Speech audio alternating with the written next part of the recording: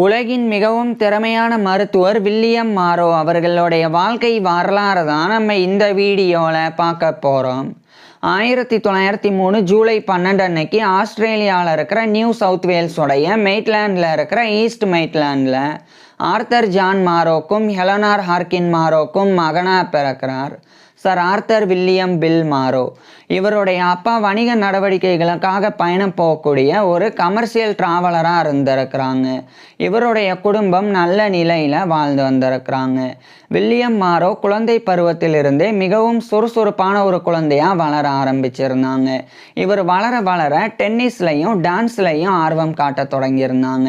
இந்த நிலையில் 1908ஆம் ஆண்டு வில்லியம் மாரோக்கு 5 வயசு இருக்கும்போது இவருடைய அப்பா இவரை படிக்க வைக்கிறதுக்காக ஈஸ்ட் மெய்ட்லேண்ட்லேயே இருக்கக்கூடிய ஒரு லோக்கல் பிரைமரி ஸ்கூலில் இவரை சேர்த்துறாங்க. அங்கு சேர்ந்து வில்லியம் மாரோ இவருடைய ஆரம்ப கல்வியை படிக்க ஆரம்பிச்சிருந்தாங்க. தொடக்கம் முதலே பள்ளி பாடங்களை ரொம்ப நல்லா படிக்கக்கூடிய ஒரு பெஸ்ட் ஸ்டூடெண்டாக வில்லியம் மாரோ திகழ்ந்து வந்தாங்க.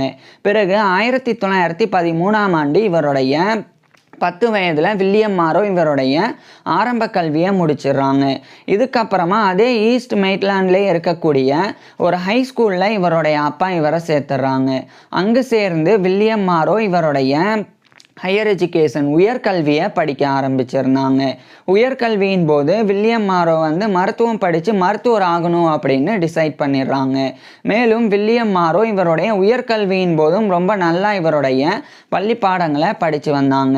இதனாலேயே வில்லியம் மாரோவுக்கு நிறைய ஸ்காலர்ஷிப்லாம் கிடச்சிது. அதில் குறிப்பாக 1919ஆம் ஆண்டு அந்த நியூ சவுத் வேல்ஸ்லேயே இருக்கக்கூடிய சிட்னி, அங்கே இருக்கக்கூடிய நியூவிங்டன் காலேஜ் அப்படின்ற ஒரு டே அண்ட் போர்டிங் ஸ்கூல், அங்கே படிக்கிறதுக்கு உண்டான ஸ்காலர்ஷிப்பும் இவருக்கு கிடைக்குது. இதனால இந்த 1919ஆம் ஆண்டு இவருடைய 16 வயதில் வில்லியம் மாரோ அந்த ஈஸ்ட் மெய்ட்லேண்டில் இருக்கிற ஹை ஸ்கூல்லேருந்து இவருடைய உயர்கல்வியை ஸ்டாப் பண்ணிவிட்டு இவருடைய அப்பாவினுடைய உதவியின் மூலமாகவும் அந்த நியூவிங்டன் காலேஜோடைய ஸ்காலர்ஷிப் மூலமாகவும் இவர் அதே 1919ஆம் ஆண்டு நியூ சவுத் வேல்ஸோடைய மெய்ட்லேண்டில் இருக்கிற ஈஸ்ட் மெய்ட்லேண்டில் இருந்து அதே நியூ சவுத் வேல்ஸில் இருக்கிற சிட்னிக்கு போய் அங்கே இருக்கக்கூடிய நியூவிங்டன் காலேஜ் அப்படின்ற அந்த டே அண்ட் போர்டிங் ஸ்கூலில் இவர் ஜாயின் பண்ணி இவருடைய ஹையர் எஜுகேஷனை தொடர்ந்து படிக்கிறாங்க. இதுக்கப்புறமா 1920ஆம் ஆண்டு இவருடைய 17 வயதில் வில்லியம் மாரோ இவருடைய ஹையர் எஜுகேஷனை முடிக்கிறாங்க. அதுக்கப்புறமா அதே நியூவிங்டன் காலேஜ்லேயே வில்லியம் மாரோ ப்ரீ மெட்ரிகுலேஷன் ஸ்டடி பண்ண ஆரம்பிக்கிறாங்க. இது பிஃபோர் காலேஜ் ப்ரிப்பரட்டரி கோர்ஸ் அப்படின்னு அழைக்கப்படும். அதாவது காலேஜ் ஜாயின் பண்ணி படிக்கிறதுக்கு முன்னாடி படிக்கக்கூடிய ஒரு 1 இயர் கோர்ஸ் தான் இது. இது 6th form education, A class education அப்படின்னு கூட அழைக்கப்படும். அதை எடுத்து வில்லியம் மாரோ அடுத்த ஓராண்டு 1920ஆம் ஆண்டிலிருந்து அதே நியூவிங்டன் காலேஜில் இவர் படிக்கிறாங்க. இதே காலகட்டத்தில் அந்த நியூவிங்டன் காலேஜோடைய இந்த ஃபர்ஸ்ட் 8 அப்படின்ற ஒரு டீமில், ஒரு போட் ரேசிங் டீமில் இவர் ஜாயின் பண்ணுறாங்க. ஏன்னா இவருக்கு சேலிங் அந்த படகு பயணத்துலேயும் ஆர்வம் இருந்தது.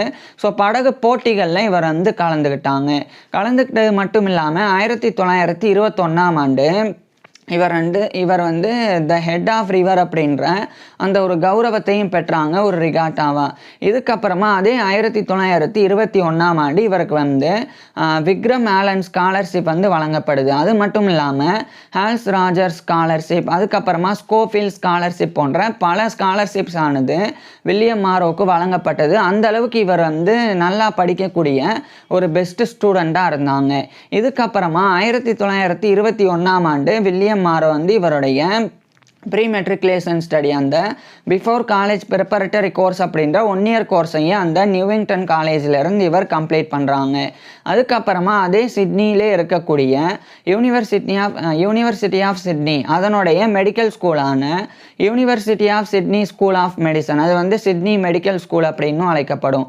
அங்கே இவர் அடுத்த ஆண்டோடைய ஆரம்ப காலகட்டம் 1922 அப்போ ஜாயின் பண்ணுறாங்க. ஸோ 1921ஆம் ஆண்டு இவருடைய 18 வயதில் வில்லியம் மாரோ இந்த ப்ரீ மெட்ரிகுலேஷன் ஸ்டடியை முடிக்கிறாங்க.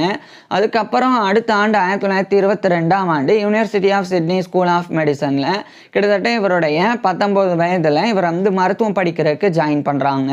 வில்லியம் மாரோ எம்பிபிஎஸ் படித்து வந்தாங்க. அதாவது bachelor of medicine and bachelor of surgery. இதை தான் வில்லியம் மாரோ வந்து மருத்துவ கல்வியின் போது படிக்க ஆரம்பிச்சிருந்தாங்க.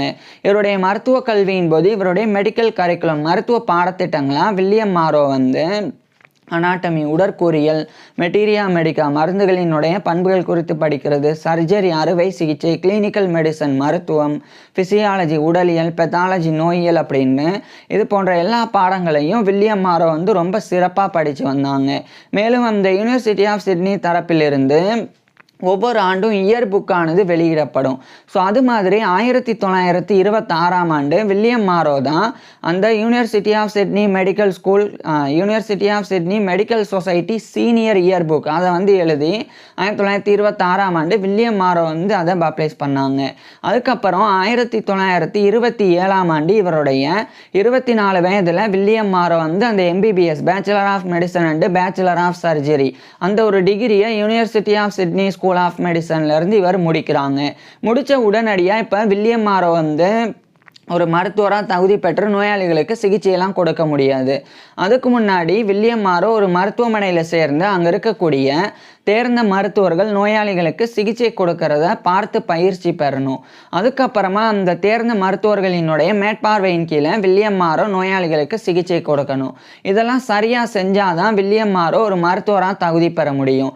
இதுக்காக இந்த 1927ஆம் ஆண்டு இவருடைய MBBS இவருடைய 24 வயதில் முடித்த உடனடியாக அதே சிட்னியிலே இருக்கக்கூடிய ராயல் பிரின்ஸ் ஆல்ஃப்ரட் ஹாஸ்பிட்டல் அது வந்து RPAH அப்படின்னு சாட்டை அழைக்கப்படும். ஸோ அது ஒரு பெரிய ஒரு ஹாஸ்பிட்டல், ஒரு டீச்சிங் ஹாஸ்பிட்டலும் கூட. அங்கே வந்து இவர் ஜாயின் பண்ணுறாங்க. அதாவது அந்த ராயல் பிரின்ஸ் ஆல்ஃப்ரட் ஹாஸ்பிட்டல் அப்படின்றது நோயாளிகளுக்கு சிகிச்சை கொடுக்கக்கூடிய ஒரு நார்மல் ஹாஸ்பிட்டல் மட்டும் கிடையாது. அது மருத்துவ மாணவர்களுக்கு மருத்துவ கல்வியையும் மருத்துவ பயிற்சியையும் கொடுக்கக்கூடிய ஒரு டீச்சிங் ஹாஸ்பிட்டலும் கூட.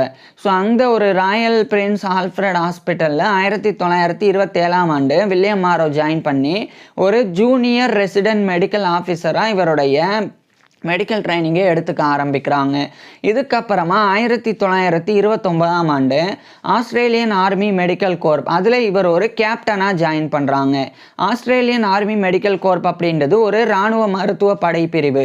இது வந்து ஆஸ்திரேலியாவில் இருக்கக்கூடிய இராணுவ வீரர்கள் அவங்களுக்கு ஏற்படக்கூடிய நோய்கள், அவங்களுக்கு இராணுவ பயிற்சியின் போது ஏற்படக்கூடிய காயங்கள், ஸோ அதுக்கு மருத்துவ சேவை வழங்குறதுக்காக உருவாக்கப்பட்டது தான் இந்த ஆஸ்திரேலியன் ஆர்மி மெடிக்கல் கோர்ப் அப்படின்றது.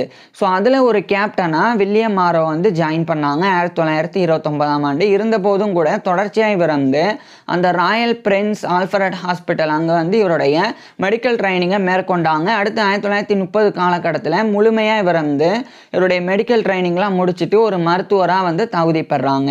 அடுத்து 2 ஆண்டுகளுக்கு அப்புறமா 1932ஆம் ஆண்டு டெபுட்டி கிளினிக்கல் சூப்பரிண்டெண்டன்ட் அந்த ராயல் பிரின்ஸ் ஆல்ஃப்ரட் ஹாஸ்பிட்டலில் வில்லியம் மாரோ வந்து பணிபுரிய ஆரம்பிக்கிறாங்க. அதுக்கப்புறமா இங்கிலாந்துடைய லண்டனில் இருக்கிற Royal college of Physicians of London, இது வந்து லண்டனில் இருக்கிற ஃபிசிஷியன்ஸ் மருத்துவர்களுக்கு உண்டான ஒரு ராயல் காலேஜ். ஸோ அதனுடைய மெம்பர்ஷிப்பை பெறணும் அப்படின்னு அதுக்குண்டான எக்ஸாமினேஷனை வில்லியம் மாரோ எழுதுகிறாங்க. பிறகு 1933ஆம் ஆண்டு இவருடைய 30 வயதில் member of the Royal college of Physicians MRCP அப்படின்ற மெம்பர்ஷிப்பை வில்லியம் மாரோ பெற்றுறாங்க. இதுக்கப்புறமா தொடர்ச்சியாக வில்லியம் மாரோ வந்து அந்த டெபுட்டி கிளினிக்கல் சூப்பரிண்டெண்டண்ட்டாக தொடர்ச்சியாக அந்த ராயல் பிரின்ஸ் ஆல்ஃப்ரட் ஹாஸ்பிட்டலில் பணிபுரிஞ்சாங்க. அதுக்கப்புறமா University of Sydney school of Medicine, அதாவது இவர் படித்த சிட்னி மெடிக்கல் ஸ்கூல், அங்கே 1935ஆம் ஆண்டு வில்லியம் மாரோ ஒரு லெக்சரர் இன் தெரப்பியூட்டிக்ஸாக நியமிக்கப்படுறாங்க. தெரப்பியூட்டிக்ஸ் அப்படின்றது சிகிச்சை முறை அப்படின்னு அர்த்தம். ஸோ மருத்துவ மாணவர்களுக்கு தெரப்பியூட்டிக்ஸை கற்பிக்கக்கூடிய ஒரு லெக்சரர் விரிவுரையாளராக 1935ஆம் ஆண்டு வில்லியம் மாரோ வந்து நியமிக்கப்படுறாங்க. இதுக்கப்புறமா இவர் வந்து விரிவுரைகள் கொடுக்கறதுல ஒரு எக்ஸலண்ட்டான லெக்சரராக இருந்தாங்க. அதை தொடர்ந்து 1937ஆம் ஆண்டு நவம்பர் 24 அன்னைக்கு இவருடைய 34 வயதில் வில்லியம் மாரோ வந்து ஜீன் பியூகானன் பிரவுன் அப்படின்ற ஒரு பெண்ணை வந்து திருமணம் பண்ணிக்கிறாங்க. அவங்க வந்து ஜேன் பியூகானன் பிரவுன் மாரோ அப்படின்னு அழைக்கப்படுவாங்க. ஸோ திருமணத்துக்கு அப்புறமா அதாவது 1937 நவம்பர் 24 அன்னைக்கு வில்லியம் மாரோ திருமணம் பண்ணிக்கிறாங்க. திருமணத்துக்கு அப்புறமா வில்லியம் மாரோக்கும் இவருடைய மனைவி ஜீன் பியூகானன் பிரவுன் மாரோ இவங்க 2 பேருக்குமே 3 பெண் குழந்தைகள் பிறந்தது. இது வில்லியம் மாரோவுடைய பர்சனல் லைஃப், தனிப்பட்ட வாழ்க்கையாக இருந்தது. இது ஒரு பக்கம் இருக்கு. 1938ஆம் ஆண்டு ஆஸ்திரேலியா நியூசிலாந்து இணைஞ்சு royal Australian college of physicians, இவர் எப்படி வந்து இங்கிலாந்துடைய லண்டனில் இருக்கிற ராயல் காலேஜ் ஆஃப் ஃபிசிசியன்ஸ் அங்கே வந்து மெம்பர்ஷிப் பெற்றாரோ அது மாதிரியான ஒரு காலேஜ் ஆஃப் ஃபிசிசியன்ஸ் வந்து ஆஸ்திரேலியா நியூசிலாந்து தரப்பில் இருந்து royal Australian college of physicians அப்படின்னு 1938ஆம் ஆண்டு நிறுவப்பட்டது. அது நிறுவப்படுறதுக்கு முக்கியமான காரணமாக சில நபர்கள் இருந்தாங்க. அந்த சில நபர்களில் ஒருத்தராக வில்லியம் மாரோவும் இருந்தாங்க. ஸோ இதனாலேயே 1938ஆம் ஆண்டிலிருந்து இவர் ஒரு ஃபவுண்டேஷன் மெம்பராகவும் அந்த ராயல் ஆஸ்திரேலியன் காலேஜ் ஆஃப் ஃபிசிசியன்ஸில் ஜாயின் பண்ணாங்க. அதுக்கப்புறம் 1939ஆம் ஆண்டு இரண்டாம் உலகப் போர் தொடங்கிறது. இந்த இரண்டாம் உலகப் போர் தொடங்கிய பிறகு ஏற்கனவே இவர் வந்து ஆஸ்திரேலியன் ஆர்மி மெடிக்கல் கோர்ப்பில் ஒரு கேப்டனாக இருந்தனால இந்த 1939ஆம் ஆண்டு இரண்டாம் உலகப் போர் தொடங்கியதுக்கு அப்புறமா இவர் வந்து செகண்ட் ஆஸ்திரேலியன் இம்பீரியல் ஃபோர்ஸ்லையும் ஜாயின் பண்ணுறாங்க. குறிப்பாக இவர் வந்து 1940 இந்த காலகட்டத்தில் 1940 மே மாதம் இவர் ஒரு லெப்டினன்ட் கர்னலாக நியமிக்கப்பட்டு 2/5 ஆஸ்திரேலியன் ஜெனரல் ஹாஸ்பிட்டலில் இவர் வந்து ஜாயின் பண்ணுறாங்க. அடுத்து 1940 அக்டோபரில் வில்லியம் மாரோ வந்து அந்த 2/5 ஆஸ்திரேலியன் ஜெனரல் ஹாஸ்பிட்டல் தரப்பிலிருந்து மிடில் ஈஸ்ட்டுக்கு அனுப்பப்படுறாங்க.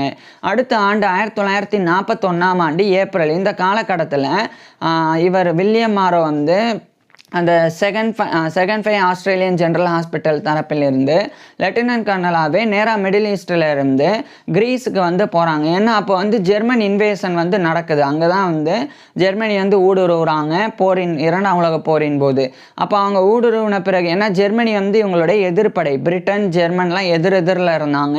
ஸோ ஜெர்மன் வந்து கிரீஸில் ஊடுருவினதுக்கு அப்புறமா இவர் வந்து அங்கே போகிறாங்க ஆஸ்திரேலியன் ஜெனரல் ஹாஸ்பிட்டல் தரப்பிலிருந்து. குறிப்பாக வில்லியம் மாரோ வந்து ஃபஸ்ட்டு கிரீத்துக்கு போனாங்க. அதுக்கப்புறமா ஈஜிப்த் அதாவது எகிப்துக்கு போனாங்க. அதுக்கப்புறம் இவர் வந்து போரில் ஆற்றக்கூடிய பணிக்காக இவரை கௌரவப்படுத்துறதுக்கு 1941 டிசம்பர் 30 அன்னைக்கு வில்லியம் மாரோவுக்கு வந்து டிஎஸ்ஓன்ற கௌரவம் வழங்கப்பட்டது. அதாவது Companion of the Distinguish Service Order DSO அது வந்து இவருக்கு வழங்கப்பட்டு வில்லியம் மாரோ வந்து கௌரவிக்கப்பட்டாங்க.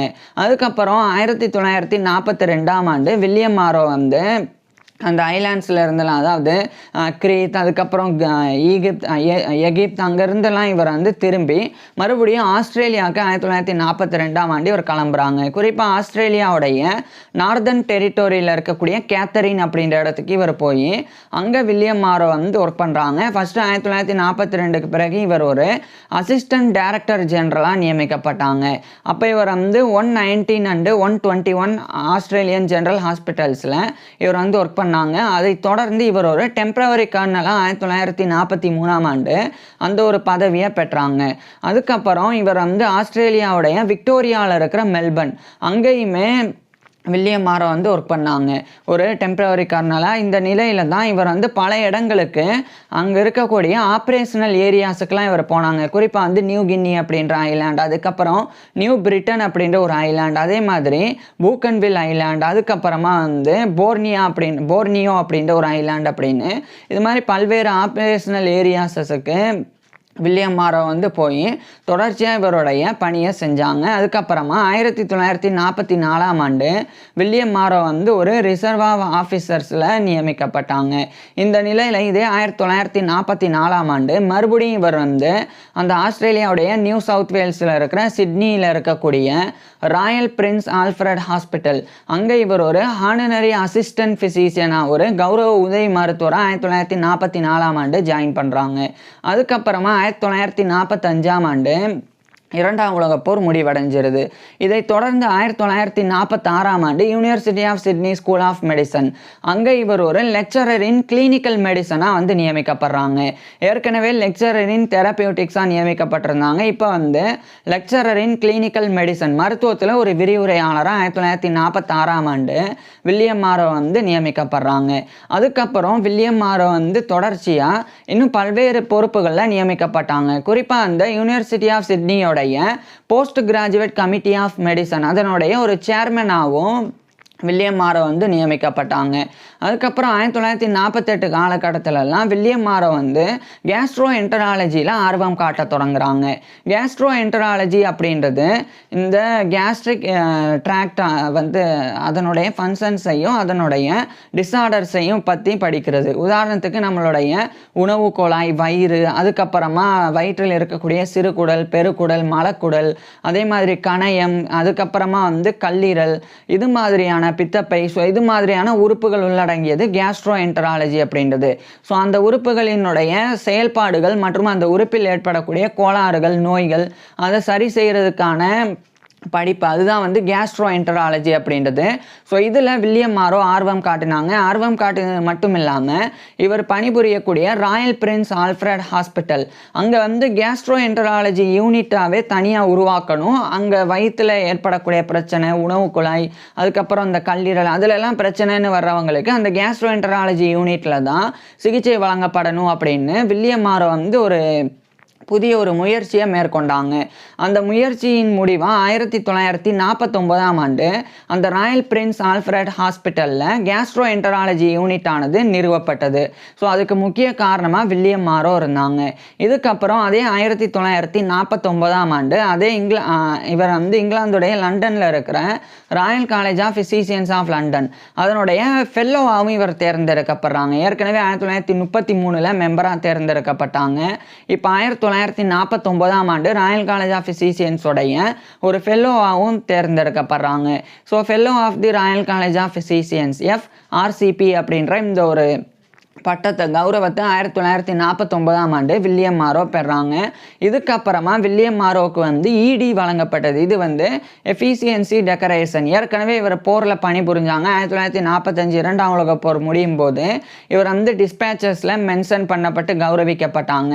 அதுக்கப்புறம் இந்த 1949 காலகட்டத்தில் இவருக்கு EDயும் எஃபிசியன்சி டெக்கரேஷன் அப்படின்ற அதுவும் இராணுவத்தில் வழங்கக்கூடிய ஒரு கௌரவம் தான். ஸோ அதுவும் இவருக்கு வழங்கப்பட்டது. இதுக்கப்புறமா 1950ஆம் ஆண்டு இவர் வந்து Royal Australian college of Physicians அதனுடைய போர்ட் ஆஃப் சென்சர்ஸ் அதில் ஒரு மெம்பராக இவர் வந்து நியமிக்கப்படுறாங்க. இதை தொடர்ந்து வில்லியம் மாரோ வந்து ஆஸ்திரேலியாவில் இருக்கிற ஆஸ்திரேலியன் கிளப் அதனுடைய ஒரு மெம்பராகவும் ஜாயின் பண்ணுறாங்க. இதுக்கப்புறமா 1953ஆம் ஆண்டு AS வாக்கர் அப்படின்ற ஒரு நபர், அவர் வந்து Middle East and Far East அப்படின்னு ஒரு புக் எழுதி வெளியிட்டாங்க. அதில் வில்லியம் மாரோ வந்து இரண்டாம் உலக போரில் இவர் ஆற்றின பங்களிப்பையும் அதில் வந்து குறிப்பிட்டிருந்தாங்க. இது வில்லியம் மாரோவுக்கு கிடைக்கக்கூடிய ஒரு கௌரவமாக இருந்தது. இதுக்கப்புறமா வில்லியம் மாரோ வந்து ஜென்ரலாக சில ஆக்டிவிட்டீஸ்லையும் ஈடுபட்டாங்க. குறிப்பாக இவருக்கு பால்ரூம் டான்ஸிங்கில் ஆர்வம் இருந்தது. பால்ரூம் டான்ஸிங் அப்படின்னா கப்பிள்ஸாக சேர்ந்து ஆடுறது, அதுக்கப்புறம் டென்னிஸில், அதே மாதிரி பிரிட்ஜ் அப்படின்ற ஒரு கேமில், அதுக்கப்புறமா வந்து கால்ஃபில், அதே மாதிரி சேலிங், படகு பயணம், ஸோ இதிலெல்லாம் தொடர்ச்சியாக இவர் வந்து ஆர்வம் காட்டினாங்க. அடுத்து குதிரை போட்டி, அதுலேயும் குதிரை பந்தயத்தில் அவர் ஆர்வம் காட்டினாங்க. இதனாலே இவர் வந்து ராயல் சிட்னி கால்ஃப் கிளப் அதனுடைய ஒரு மெம்பராக ஜாயின் பண்ணாங்க. அதுக்கப்புறமா ஆஸ்திரேலியன் ஜாக்கி கிளப் அதுலேயும் இவர் ஒரு மெம்பராலாம் இருந்தாங்க. இந்த நிலையில் 1957ஆம் ஆண்டு பிரிட்டிஷ் மெடிக்கல் அசோசியேஷன் அதனுடைய ஆஸ்திரேலியாவில் இருக்கிற நியூ சவுத் வேல்ஸ் பிரான்ச் அதனுடைய ஒரு பிரசிடெண்டாக 1957ஆம் ஆண்டு வில்லியம் மாரோ வந்து தேர்ந்தெடுக்கப்படுறாங்க. இதுக்கப்புறமா 1958ஆம் ஆண்டு ஆஸ்திரேலியாவில் கேஸ்ட்ரோ என்டராலஜிக்கல் சொசைட்டி ஆஃப் ஆஸ்திரேலியா அப்படின்னு அந்த கேஸ்ட்ராலஜிக்கு உண்டான ஒரு சொசைட்டி நிறுவப்படுது. அது நிறுவப்படுறதுக்கும் ஒரு முக்கியமான ஒரு ஃபவுண்டர்ஸில் ஒருத்தராக வில்லியம் மாரோவும் நிறுவனர்களில் ஒருத்தராக இருந்தாங்க. இதன் காரணமாக அதே 1958ஆம் ஆண்டு அந்த கேஸ்ட்ரோ என்டராலஜிக்கல் சொசைட்டி ஆஃப் ஆஸ்திரேலியாவுடைய ஒரு ஃபவுண்டேஷன் பிரசிடெண்ட்டாகவும் இவர் வந்து தேர்ந்தெடுக்கப்படுறாங்க. ஸோ அடுத்த ஓராண்டு 1959 வரைக்கும் வில்லியம் மாரோ வந்து அந்த கேஸ்ட்ரோ என்டராலஜிக்கல் சொசைட்டி ஆஃப் ஆஸ்திரேலியாவுடைய பிரசிடெண்ட்டாக இருந்தாங்க. பிறகு அதே 1959ஆம் ஆண்டு நியூ இயர் ஆனர்ஸின் போது வில்லியம் மாரோ வந்து நைட் பேச்சுலர் வழங்கப்பட்டு கௌரவிக்கப்பட்டாங்க யுனைடெட் கிங்டம் தரப்பிலிருந்து. அதாவது இவருக்கு சர்பட்டம் வழங்கப்பட்டது. ஸோ 1959க்கு அப்புறமா தான் வில்லியம் மாரோ வந்து சர் வில்லியம் ஆர்தர் பில் மாரோ அப்படின்னு கௌரவத்தோடு அழைக்கப்பட ஆரம்பிச்சிருந்தாங்க. இதில் ஆர்தர் வில்லியம் மாரோ அப்படின்றது இவருடைய ஃபுல் நேம். அந்த வில்லியமுக்கு பிறகு பில் அப்படின்னு இவர் வந்து அழைக்கப்படுவாங்க. பில் மாரோ அப்படின்னு பொதுவாக அதை வந்து இவருடைய நிக் நேம் மாதிரி. ஸோ இதுக்கப்புறம் 1960களில் வில்லியம் மாரோ வந்து இன்னொரு கூடுதலாக கேஸ்ட்ரோஎன்டராலஜியில் பல ரிசர்ச்சும் பண்ணாங்க. இந்த நிலையில் 1961ஆம் ஆண்டு இவர்னாலையும் நிறுவப்பட்ட கேஸ்ட்ரோஎன்டராலஜிக்கல் யூனிட், அந்த ராயல் பிரின்ஸ் ஆல்ஃப்ரட் ஹாஸ்பிட்டலில் நிறுவப்பட்ட அந்த என்டராலஜி யூனிட், அதுக்கு வந்து வில்லியம் மாரோவுடைய பேரை வந்து சூட்டினாங்க. ஏடபிள்யூ மாரோ டிபார்ட்மெண்ட் ஆஃப் என்டராலஜி அப்படின்னு ராயல் பிரின்ஸ் அந்த ராயல் பிரின்ஸ் ஆல்ஃப்ரட் ஹாஸ்பிட்டலில் 1961ஆம் ஆண்டு அந்த ஒரு டிபார்ட்மெண்ட்டுக்கு இவருடைய பேரை சூட்டினாங்க. இது வந்து வில்லியம் மாரோ வாழும்போதே இவருக்கு கிடைச்ச இன்னொரு கௌரவமாக இருந்தது. இதுக்கப்புறமா சென்சர் இன் சீஃப் அந்த ஒரு பொறுப்பில் அந்த ராயல் ஆஸ்திரேலியன் காலேஜ் ஆஃப் பிசிசியன்ஸில் 1962ஆம் ஆண்டு வில்லியம் மாரோ நியமிக்கப்பட்டாங்க. அதுக்கப்புறம் 1963ஆம் ஆண்டு இவருடைய 60 வயதில் யூனிவர்சிட்டி ஆஃப் சிட்னியோடைய lecturer in therapeutics, lecturer in clinical medicine, so அந்த பதவிகள்லேருந்து இவர் வந்து ரிட்டையர் ஆகுறாங்க. இதுக்கப்புறம் இவர் ரிட்டையர் ஆனதுக்கப்புறமாவும் வில்லியம் மாரோ வந்து தொடர்ந்து பல பொறுப்புகளில் இருந்து வந்தாங்க. நிறைய கௌரவங்களையும் இவர் வந்து பெற்று வந்தாங்க. அதில் குறிப்பாக 1966 இந்த காலகட்டத்தில் இவர் வந்து சென்சர் இன் சீஃப் அப்படின்ற பதவியில் இருந்தும் member of the board of சென்சர்ஸ்லேருந்து விலகினாங்க. ஆனால் அதே royal Australian college of physicians அதனுடைய ஒரு பிரசிடெண்டாக 1966ஆம் ஆண்டு வில்லியம் மாரோ வந்து நியமிக்கப்பட்டாங்க. இதுக்கப்புறமா ஆஸ்திரேலியாவில் இருக்கக்கூடிய ஆஸ்திரேலியன் ட்ரக் எவாலுவேஷன் கமிட்டி அதனுடைய ஒரு சேர்மனாக 1967ஆம் ஆண்டு வில்லியம் மாரோ நியமிக்கப்பட்டாங்க. அடுத்து 1968ஆம் ஆண்டு ராயல் ஆஸ்திரேலியன் காலேஜ் ஆஃப் பிசிசியன்ஸோடைய பிரசிடெண்ட் அப்படின்ற பதவியிலிருந்து விலகுறாங்க. அதுக்கப்புறமா 1969 காலகட்டத்தில் வில்லியம் மாரோ வந்து அந்த ஆஸ்திரேலியன் ட்ரக் எவாலுவேஷன் கமிட்டியுடைய சேர்மன் அப்படின்ற பதவியில் இருந்து விலகுறாங்க. இந்த காலகட்டத்திலெல்லாம் 1970 காலகட்டத்திலலாம் இவர் வந்து ஃபார்மசூட்டிக்கல் பெனிஃபிட்ஸ் அட்வைசரி கமிட்டி அதுலேயும் ஒரு மெம்பராகவும் சேர்மனாகவும் கூட இருந்தாங்க. இந்த நிலையில் தான் 1971ஆம் ஆண்டு வில்லியம் மாரோவுடைய மனைவியான ஜீன் பியூகேனன் பிரவுன் மாரோ அவங்க வந்து இறந்து போயிடுறாங்க. இது வில்லியம் மாரோவுடைய பர்சனல் லைஃப்பில் இவருக்கு ஏற்பட்ட மிகப்பெரிய ஒரு துயரமாக இருந்தது. இதிலிருந்து மீண்டு வர்றதுக்கே வில்லியம் மாரோ வந்து சில காலம் வந்து எடுத்துக்கிட்டாங்க. இதை தொடர்ந்து 1973ஆம் ஆண்டு ஆஸ்திரேலியன் கிளப் அதனுடைய ஒரு பிரசிடெண்டாக வில்லியம் மாரோ வந்து நியமிக்கப்பட்டாங்க. அடுத்த ஆண்டு 1974ஆம் ஆண்டு மார்கரெட் மேரி ஃபேர்ஃபேக்ஸ் சாவல் அப்படின்ற ஒரு பெண்ணை வில்லியம் மாரோ வந்து ரெண்டாவதாக திருமணம் பண்ணிக்கிறாங்க. இந்த மார்கரெட் மேரி ஃபேர்ஃபேக்ஸ் சாவல் மாரோ இவங்க வந்து ஒரு விதவையாக இருந்தாங்க, கணவரை இழந்தவங்களாக இருந்தாங்க. அவங்களுக்கு அப்போ 64 வயது இருந்தது. வில்லியம் மாரோவுக்கு 71 வயது இருந்தது 1974. குறிப்பாக 1974 ஜூலை 31 அன்னைக்கு வில்லியம் மாரோ வந்து அந்த பெண்ணை திருமணம் பண்ணாங்க. திருமணத்துக்கு அப்புறமா வில்லியம் மாரோ மற்றும் இவருடைய இரண்டாவது மனைவியான மார்கரெட் மேரி ஃபேர்ஃபேக்ஸ் ஜோவல் மாரோ இவங்க 2 பேருடைய வாழ்க்கை ரொம்ப நல்லாவே போக ஆரம்பிச்சிருந்தது. இது வில்லியம் மாரோவுடைய பர்சனல் லைஃப் தனிப்பட்ட வாழ்க்கையாக இருந்தது. இதுக்கப்புறம் 1975ஆம் ஆண்டு அந்த ஆஸ்திரேலியன் கிளப்போடைய பிரசிடெண்ட் அப்படின்ற பதவியிலிருந்து இவர் விலகுறாங்க. இதுக்கப்புறமா அந்த ராயல் சிட்னி கால்ஃப் கிளப் அதே மாதிரி ஆஸ்திரேலியன் ஜாக்கி கிளப் அதனுடைய பிரசிடெண்டாகவும் வில்லியம் மாரோ வந்து செயல்பட்டு வந்தாங்க. பின்னர் இறுதியாக 1977ஆம் ஆண்டு ஆகஸ்ட் 22 அன்னைக்கு இவருடைய 74 வயதில் வில்லியம் மாரோ இறந்து போயிடுறாங்க. ஸோ 1977 ஆகஸ்ட் 22 அன்னைக்கு இவருடைய 74 வயதில் வில்லியம் மாரோ இறந்து போயிடுறாங்க. வில்லியம் மாரோ இறந்து போனதுக்கு அப்புறமா இவரை கௌரவப்படுத்துறதுக்காக நிறைய விஷயங்கள் நடந்தது. குறிப்பாக 1977 ஆகஸ்ட் 23 இவருடைய இறப்புக்கு அடுத்த நாள் வந்து சிட்னி மார்னிங் ஹெரால்ட் அப்படின்ற அந்த ஒரு ஜேர்னலில் இவருடைய இரங்கல் செய்தி வெளிவந்தது. அதுக்கப்புறம் சில ஆண்டுகளுக்கு பிறகு மெடிக்கல் ஜேர்னல் ஆஃப் ஆஸ்திரேலியா அவங்க தரப்பிலிருந்து 1984 ஜனவரி 13 இவருடைய வாழ்க்கையை வெளியிட்டாங்க. அது மட்டும் இல்லாமல் வில்லியம் மாரோ வந்து பெரும் அளவில் இன்னும் கூடுதலாக கௌரவிக்கப்பட்டாங்க. குறிப்பாக ஹாவர்ட் பேரன் அப்படின்னு ஒரு ஆர்டிஸ்ட் அவர்னால இவருடைய போர்ட்ரேட் ஓவியமானது, அதாவது இவருடைய வில்லியம் மாரோடைய ஓவியமானது சித்தரிக்கப்பட்டது. அது வந்து Royal Australian college of Physicians அங்கே இன்னைக்கு வரைக்குமே வைக்கப்பட்டிருக்கு. அது மட்டும் இல்லாமல் இன்னொரு கிராம் இன்சன் அப்படின்ற இன்னொரு ஓவியர் ஆர்டிஸ்ட் அவர் மூலமாக சித்தரிக்கப்பட்ட வில்லியம் மாரோவினுடைய இன்னொரு போர்ட்ரேட் ஆனது இன்றைய காலகட்டத்தில் இவர் பணிபுரிஞ்ச ராயல் பிரின்ஸ் ஆல்ஃப்ரட் ஹாஸ்பிட்டல் அங்கு வந்து இன்னைக்கு வரைக்குமே வந்து வைக்கப்பட்டிருக்குது. இது மட்டும் இல்லாமல் வில்லியம் மாரோவுக்கு வந்து இன்னும் பல கௌரவங்கள் வந்து கிடைச்சிது. குறிப்பாக 1994ஆம் ஆண்டு யூனிவர்சிட்டி ஆஃப் சிட்னி அதனுடைய ஒரு டிபார்ட்மெண்ட்டுக்கு அங்கே யூனிவர்சிட்டி ஆஃப் சிட்னியில் 1994ஆம் ஆண்டு வில்லியம் மாரோவுடைய பேரில் ஏடபிள்யூ மாரோ சேர் இன் மெடிசன் அப்படின்னு மருத்துவத்தில் ஒரு பேராசிரியர் பதவி உருவாக்கப்பட்டது. சேர்னாலும் ப்ரொஃபஸர்னாலும் ஒன்று தான். So A W Morrow professor in medicine அப்படின்ற ஒரு பேராசிரியர் பதவி 1994ஆம் ஆண்டு யூனிவர்சிட்டி ஆஃப் சிட்னியில் வில்லியம் மாரோவை கௌரவிக்கிறதுக்காக உருவாக்கப்பட்டது.